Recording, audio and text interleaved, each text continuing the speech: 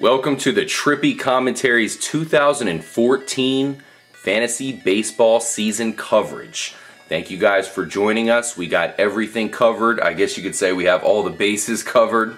Not to be too corny. But we will, of course, break down every position, and we got you guys covered. If you ever need any help during the fantasy baseball season, comment on one of our videos or go to our Twitter page. Whatever you guys need to do. We have a whole team of experts that watch a lot of baseball. We've been watching baseball, since I can remember. Yeah, exactly. And of course, I'm RJ. I'm here with Kyle, as well as Justin, and we're all huge baseball fans. We all play fantasy baseball, and we definitely have you covered.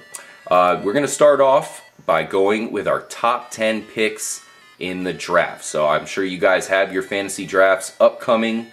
You don't know who to go with in the first round. Now, this is actually, I pretty much did a ton of research to compile all these lists. You know, I looked up, everything. And this is my personal list. So Kyle and Justin have not yet seen these lists yet. So they'll definitely provide their opinion on what they would do as well and if they agree or disagree. So let's get right into it, guys. This is the top 10 picks for the 2014 MLB Fantasy Season Draft.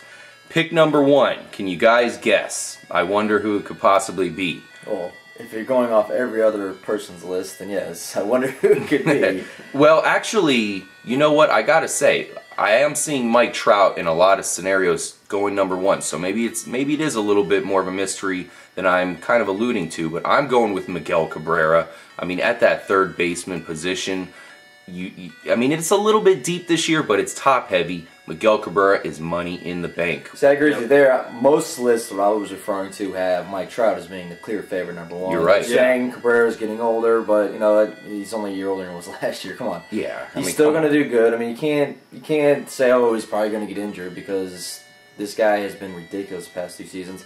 Trout is going to be good, but I still got to pick Cabrera as my number 1 pick. I'm going to have to go with Trout because stolen bases. That's the one thing that Miggy does not have to offer here. Not at all. On the offensive side of the ball. Stolen bases, that equals more runs for your team. I think if the manager, Sosha, put him in a better spot in the lineup, he would have more RBIs. So Miggy has it there with the RBIs, but everything else at average, he's going to be on base more, he's going to have more steals, it's going to be more productive overall in fantasy. Okay. So I would go Mike Trout too, of course. I'm sure that's as far as he would ever go. Number 3, it's amazing to see that big Paul Goldschmidt, the first baseman for the Arizona Diamondbacks, has risen this far. Yeah. But he absolutely deserves it.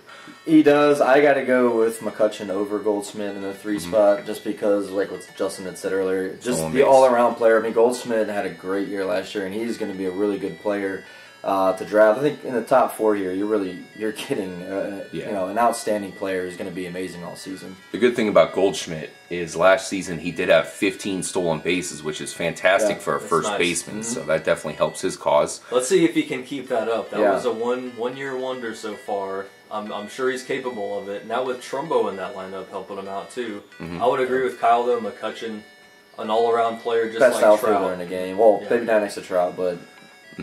Ryan Braun, I'm going with number 5. Of course, McCutchen 4.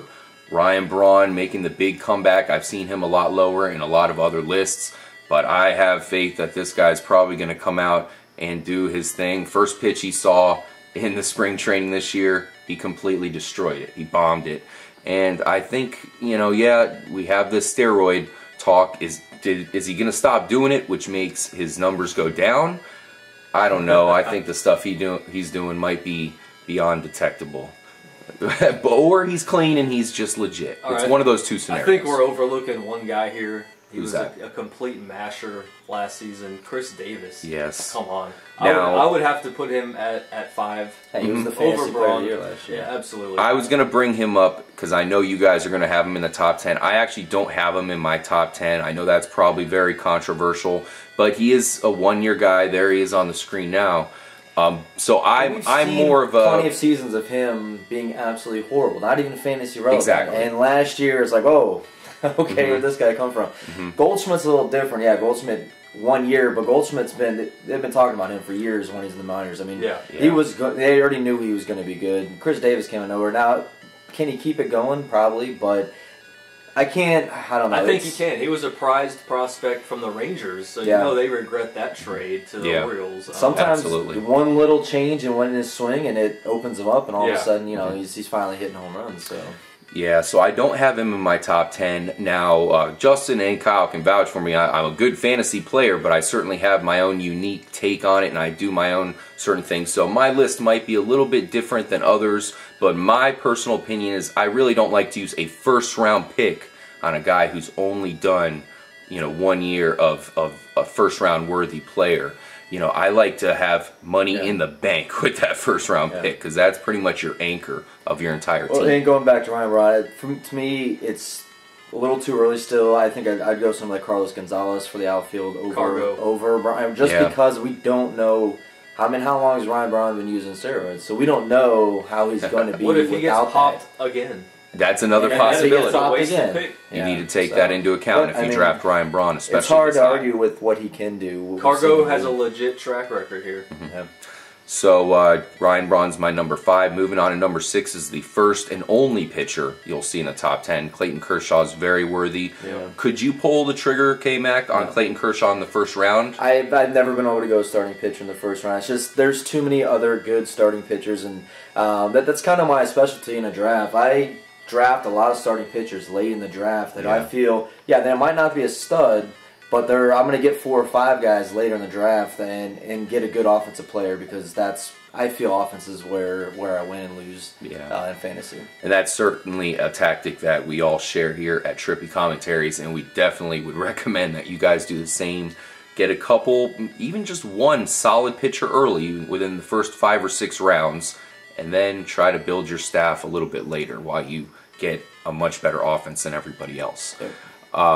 Now, Justin, I've seen you draft pitchers in the first round. Is Clayton Kershaw worthy of a first-round pick for you? No, I've never drafted a pitcher in the first or second round. I drafted, one year it was Halladay and Felix Hernandez, 3rd and 4th round. Really? I remember, I'm surprised you got Halladay that low that year. Wow. Exactly, and that was a couple seasons ago. Now he's retired, so typically I agree with you guys, build the offense first. Yeah.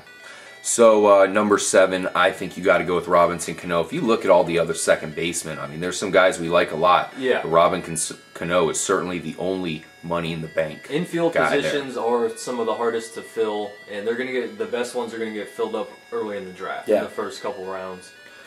Number 8, I have a guy who's definitely a lot higher than other people put him, but that's Evan Longoria. It's simply because his power is really, I mean, he's 30 home runs, provided he stays healthy, he's going to get you to that 30 home run mark. Third base is another one of those positions. As I mentioned with Miguel, it's top heavy, and Evan Longoria is the guy who actually has the ability to be on that Miguel, maybe not Miguel Cabrera level, but he can at least get close. Well, and he's finally coming into a spring training healthy, and that's something I haven't seen in a couple of years for him. I agree here. There's maybe... it's hard. I still like Encarnacion just because I know that he's going to come through with a lot of home runs. But yeah, I mean, I can easily see Longoria going in the first round. Yep. Number 9, I have Adam Jones, who's really proven himself as of late. He was one of those players who was disappointing for a while. Then he slowly grew, and now look at him. Now he is just on a monster level, well worthy of a top 10 pick. Number 10. And the final guy on the list is Carlos Gonzalez. You can see him right now. 2020 guy, which is extremely rare. There's so many players that are lower caliber that have the ability to jump because they have that 2020 appeal. And Carlos Gonzalez is really the prototypical 2020 player because he can be a 40-20 player. Yeah. So easily, and I feel you have him too low on this list. Yep, and I agree. One thing you got to look at with Carlos Gonzalez, it's no secret, this guy has been injured just about every season. Last year he was injured again, missed more games last year, and we just haven't seen an entire season of him being healthy. Now this year we like the Rockies offense. They have Arenado, who should be on the come up this year. You have Tulo, who actually played a pretty healthy season last year. Cargo. Kadyr's still there, so they have Will and Rosario. They have a framework of a solid offense, which is really going to help Cargo succeed. All right, how about some guys that are outside of your top 10, they could have easily made the jump in there. I'd start off with some infielders, because for me, my strategy is to fill in my infield with studs first. There's a lot of outfielders out there. Yep. Oh, yeah. Might not get all the studs there, but you'll find some sufficient guys. I think we're missing Tulowitzki. He's definitely first round eligible. As I just mentioned him a second ago, he's now kind of had a healthy season behind him, so that definitely vaults him in the first round. Joey Votto. Absolutely. Can't forget about Votto. Beltre, I think he's a borderline first, second round. He was definitely under consideration. In fact, he might be 11 for me. Yep. I think Hanley Ramirez as well could be another top 10 guy. Yep. Yeah, another injury-prone guy is injury-prone, but one thing we say a lot with a lot of these guys. That's the name of the game. It is, man. Baseball. And it's all these guys that play amazing defense that keep getting injured. I mean, it's these guys that just go all out on the field, and unfortunately, it's going to happen, man. They tie their shoe wrong, they slip up, run into second base. Next thing you know it, they're on the DL. Yep. So that was pretty much our intro to our fantasy coverage. Of course, we will post every single position. Definitely check it out before you do your fantasy draft. And as I'd mentioned, we are always here to help you guys out. Make sure to subscribe, comment. Kyle, Justin, myself, RJ, we always have you if you do have a question, and we'll be here the whole season, of course. Follow us on Twitter. Yeah, we of course are on TripComs, or at TripComs on Twitter. So definitely subscribe or follow that as well.